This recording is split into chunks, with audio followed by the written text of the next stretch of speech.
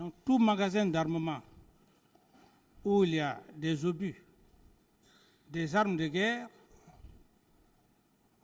dès lors qu'il y a des obus, des grenades, c'est déjà une poudrière par rapport à la question que vous posez. Et concernant la deuxième question, j'en ai déjà parlé.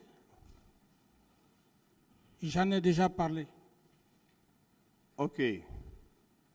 Je veux savoir, est-ce que vous avez soutenu ici que le magasin d'armement, la clé était détenue par Toumba? Vous le confirmez? J'en ai déjà parlé, maître. Voilà. Non, suivez la question qui vient. Moi, je vous pose la question selon laquelle, est-ce que, si vous dites que Toumba détient la clé, peut-être, est-ce qu'il ne détient pas l'une des clés? Parce qu'il peut y avoir plusieurs clés. Il peut détenir l'une des clés. Ou bien il détenait la clé principale. Il n'y avait pas une autre clé, sauf cette clé qu'il détenait. Lorsqu'on va se saisir des armes de guerre et lorsqu'on a des explosifs, cependant, le militaire n'est pas doté d'explosifs. Et comme je l'ai dit, avoir la clé d'armement, je prends juste un exemple. C'est comme lorsqu'on parle, par exemple,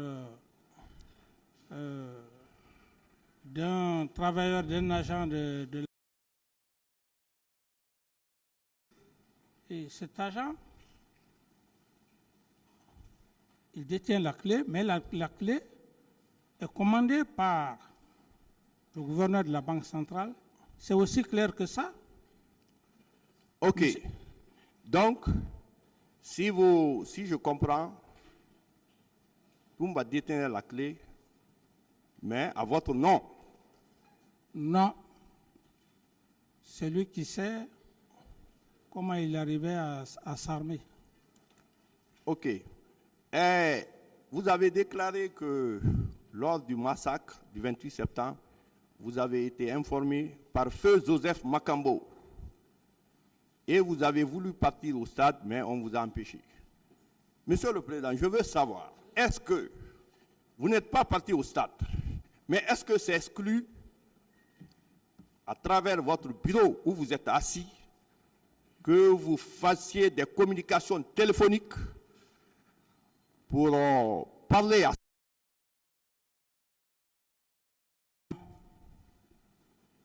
Donc, vous n'avez pas été au stade et vous n'avez pas vous n'avez pas téléphoné pour vous entretenir avec vos proches. Non. Ok. Parce que c'est une piste qui peut être exploitée parce que les communications téléphoniques, on peut remonter la filière pour savoir le contenu des conversations le jour du 28 septembre, 27 septembre, 28 septembre, 29 septembre. Ça relève de la discrétion du tribunal. Tout à fait. Si vous avez voilà. ces moyens... Monsieur Kamala. Oui. Au niveau... Je veux savoir quelles sont les attributions d'un commandant en chef des forces armées en transition, c'est-à-dire pendant son exercice. Monsieur le Président Moussa Dadis Kamara était commandant en chef des forces armées. Je veux savoir vos attributions. Je n'ai pas de réponse à cette question. Ok. Monsieur Kamara, vous avez déclaré ici que vous partagez le pouvoir avec le général Sekouba Konaté. Je veux savoir, est-ce que, quand vous étiez aux affaires, entre les différents membres du CNDD, bien sûr, Le premier vice-président, c'était Feu Mamadouba Toutou Kamara. Le deuxième vice-président, c'était Général Sekouba Konaté. Est-ce qu'il y avait un écrit qui définissait les attributions de chacun dans l'exercice du pouvoir? Ça, c'est par rapport à la prise du pouvoir. C'était un compagnon d'armes auquel j'avais confiance. Et j'ai même déclaré ici, quand j'ai fait passer le communiqué de la prise du pouvoir, il m'a conduit jusqu'au pont 8 novembre. Chose qu'après, plus tard, que j'ai compris que c'était dangereux. Donc, la confiance, c'est la confiance qu'il faut comprendre. Ce n'est pas un problème d'hiérarchie, c'est la confiance. Ok. Lors d'une interview sur RFI, le journaliste vous a posé la question par rapport au massacre du 28 septembre.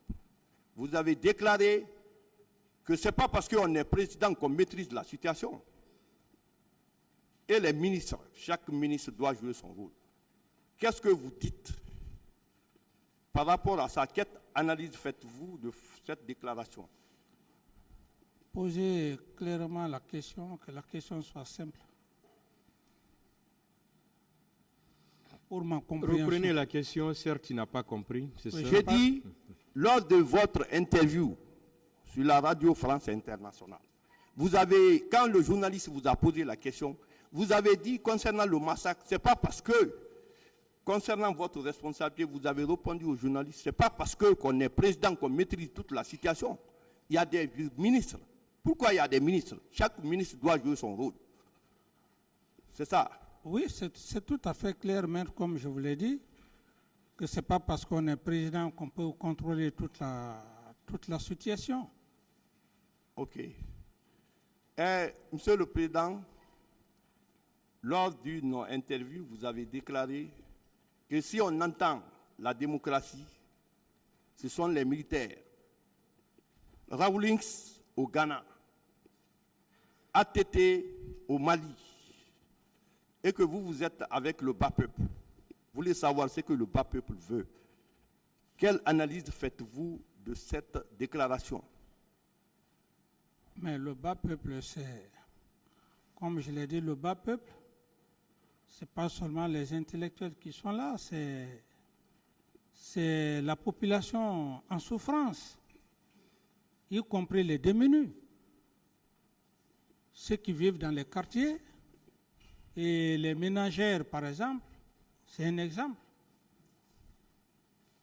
OK. Dans votre audition à l'instruction définitive, vous avez déclaré qu'un officier de l'état-major est un concepteur, Monsieur le Président. Vous avez dit ça. Qu'est-ce que vous voulez dire? Qu'un officier de l'état-major est un concepteur. Qu'est-ce que vous voulez dire? Oui, maître, vous savez, c'est un métier. Et je réaffirme, un officier d'état-major, c'est un officier de conception. Pourquoi un officier de conception? C'est juste un exemple pour vous. Le chef d'état-major général des armées n'a pas le temps de faire des travaux d'opération. Donc, les officiers d'opération, les officiers d'état-major, c'est eux qui conçoivent, c'est eux qui font la conception. Quand il s'agit, par exemple, lorsqu'il est question pour une armée d'aller combattre, ce n'est pas le général qui est là, c'est les officiers d'état-major. C'est dans ce sens qu'il faut comprendre. C'est le cerveau du général. Je vois. C'est comme, je prends juste un exemple, c'est comme la cour. Le président du tribunal a ses assesseurs. Ce sont ses techniciens, ses cerveaux en quelque sorte. Le procureur a ses substituts. C'est dans ce sens qu'il faut comprendre. Ok.